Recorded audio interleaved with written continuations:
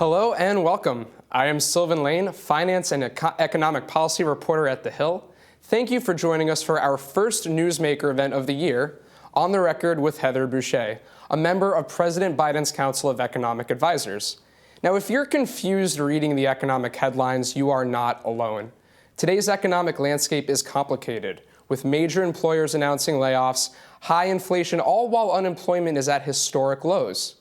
Now, the U.S. economy grew robustly at the end of last year, defying the recession fears and weathering an aggressive series of interest rate hikes from the Federal Reserve. We will tackle these issues and more with White House economist Heather Boushey. You can tweet us at The Hill Events using the hashtag #TheHillNewsmakers. Heather is one of 3 members of the White House Council of Economic Advisors and co-founder of the Washington Center for Equitable Growth, where she was president and CEO for 7 years.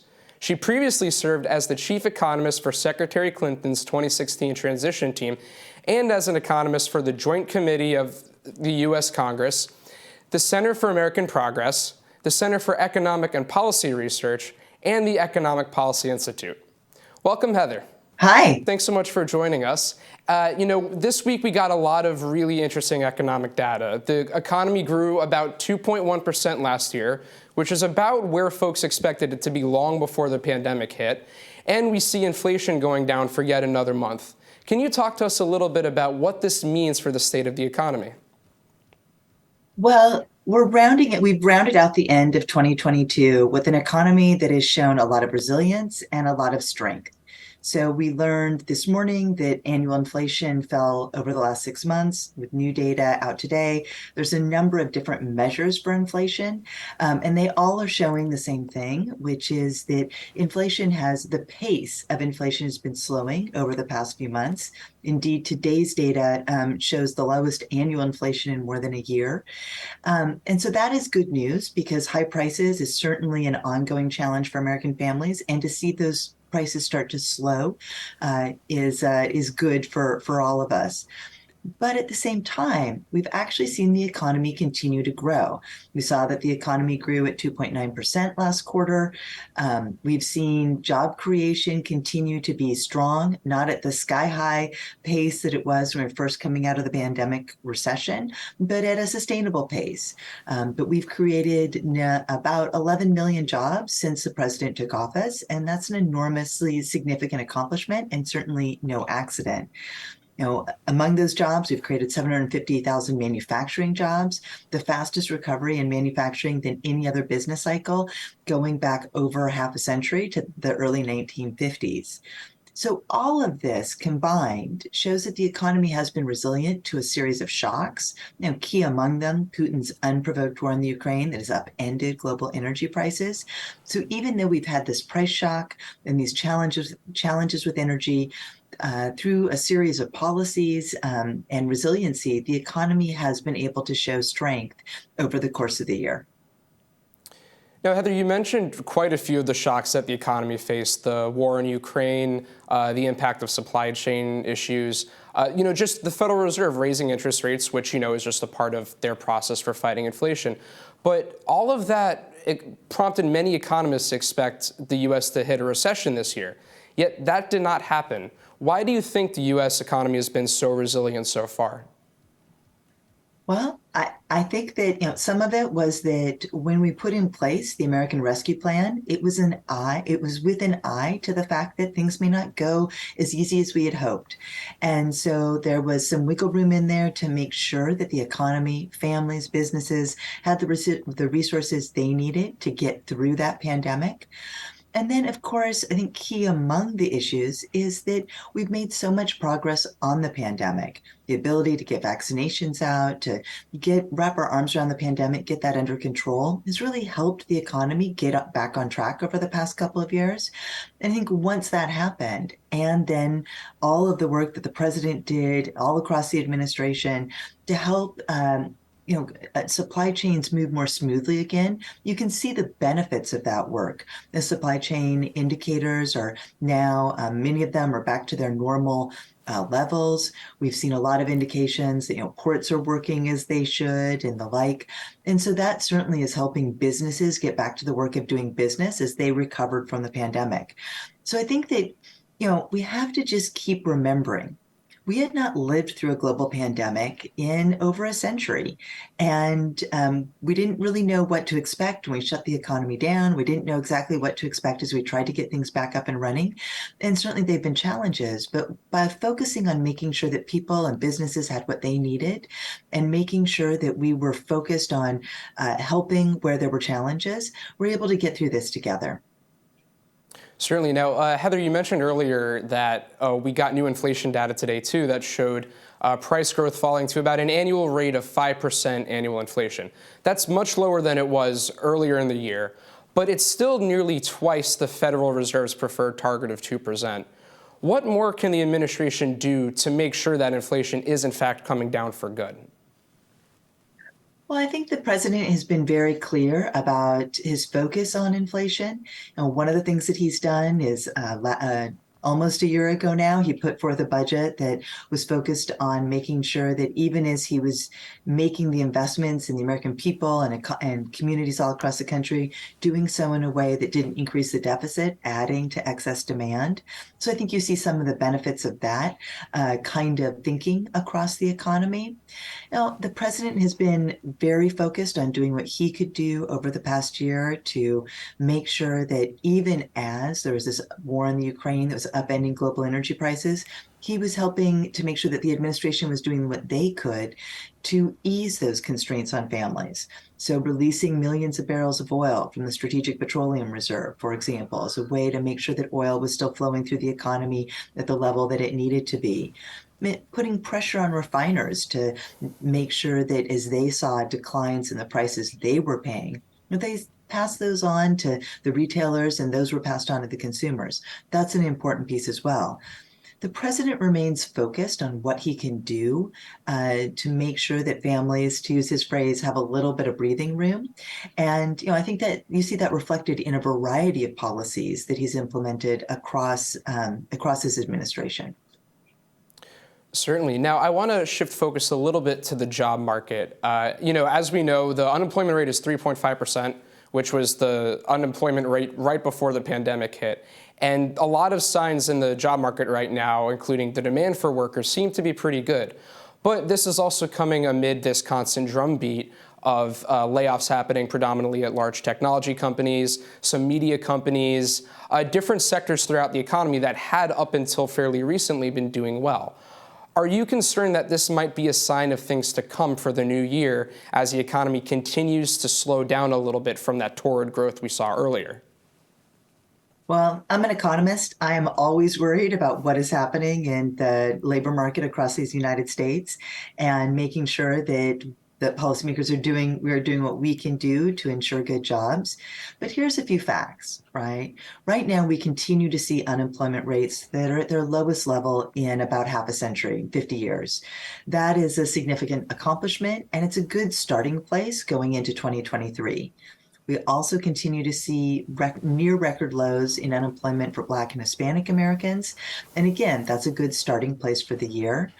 We also have seen that the past 2 years have had the strongest numbers of applications for new small businesses on record, with a little over 10 million small businesses created.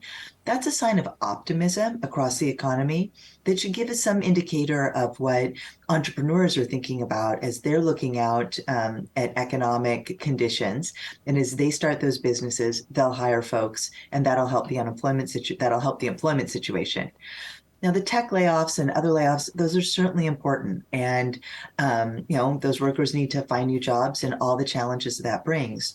But we need to remember that So far, that's a fairly small part of the U.S. economy. It's not a lot of workers when you look at the largesse of the U.S. economy. And we also have to remember that the majority of workers in the U.S. economy don't actually have college degrees. And so a lot of the jobs that we're creating, particularly as I mentioned in manufacturing, these are jobs that are supporting, workers across the economy as well. Let me add one other point here, though, which is that the president has put in place, working with Congress, a series of pieces of legislation, some of them bipartisan, the Bipartisan Infrastructure Law, the Chips and Science Act, as well as the Inflation Reduction Act, all of which are making investments around the country to shore up our nation's infrastructure, get broadband out to every family, fix lead pipes, and all the different things we're doing on infrastructure, as well as the investments that are being now done to have startups for semiconductor factories across the country. So that's both public dollars that are leveraging private dollars. So those investments are creating jobs and opportunity across the country. And then when you add to that the investments from the Inflation Reduction Act that are not only lowering costs for families for healthcare and for prescription drugs, but also making investments in our new energy transition, making investments that are making it possible for the opportunity for firms to invest in battery plants and electric vehicles around the country. There's opportunity there as well. So I think looking out over 2023, there's a lot of reasons to think that even though interest rates have gone up, we are starting from a place of a strong foundation coming out of 2022. There are some good signs of investments on the horizon, and hopefully we can see continued resilience in this economy moving forward, especially as prices start to come down from the high rates of growth that they were seeing before. That will help a lot. Now, how confident are you that those investments that the administration has made with Congress over the past 2 years will be enough to prevent the U.S. from falling into a recession that, many economists are still predicting despite it not really materializing earlier this year, or last year, rather? Well, I think I would point to that. A lot of economists did predict a recession last year. It hasn't happened yet. The Fed is doing its job, to fulfill its dual mandate of price stability and full employment.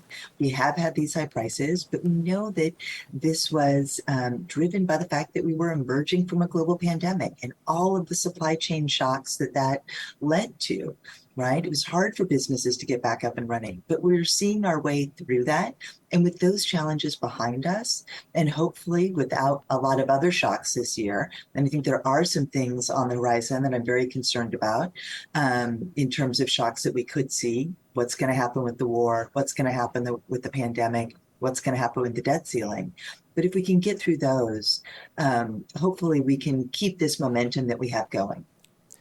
Certainly, and I'm glad you mentioned the debt ceiling because I wanted to ask you about that since President Biden yesterday he said it would be quote unquote mind-boggling for the U.S. to default on its debt and insisted that the debt ceiling cannot be used as a bargaining chip in negotiations with Congress. Given the fact that the GOP controls the House of Representatives and they have insisted so far that there must be spending cuts in order to raise the debt limit, can you guarantee that the Biden administration will do whatever it can to prevent the U.S. from actually defaulting? Well, let's be very clear. The president is focused 100% on delivering results for the American people. He's been focused, and he talked about this earlier this week. He's focused on growing the economy from the bottom up and middle out. He's focused on getting inflation down. He's focused on creating jobs for Americans across the country. And he, over the past 2 years has shown time and time again that he wants to work with everyone across the aisle and in his own party to build on that progress and to deliver. And what he does not want to see is us needlessly wrecking our economy by not doing by Congress not doing what it needs to do. Right now, Republicans are threatening default for the U.S. government in order to force cuts to Social Security, Medicare, and other critical programs for families. These are benefits that are so important to American families, and Americans have already paid into them.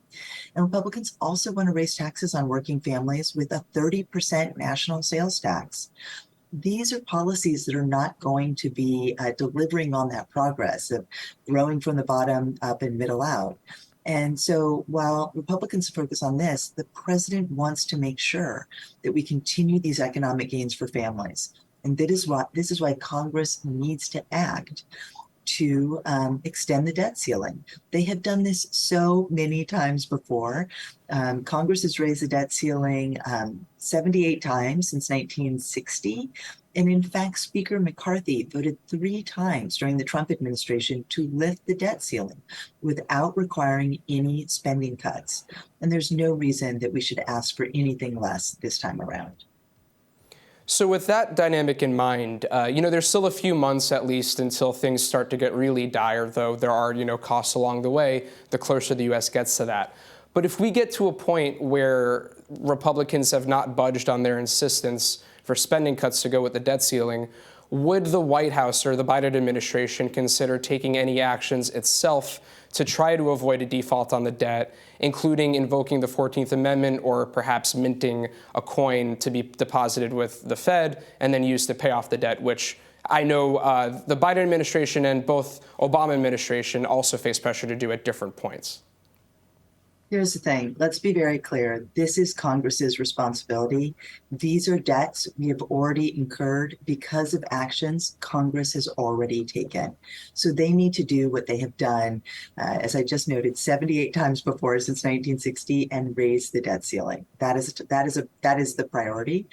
And, let's also be clear that President Biden has focused on doing what he could do to lower the deficit, even as he helped the country through a global pandemic, and even as we've been dealing with this crisis because of the unprovoked war in the Ukraine.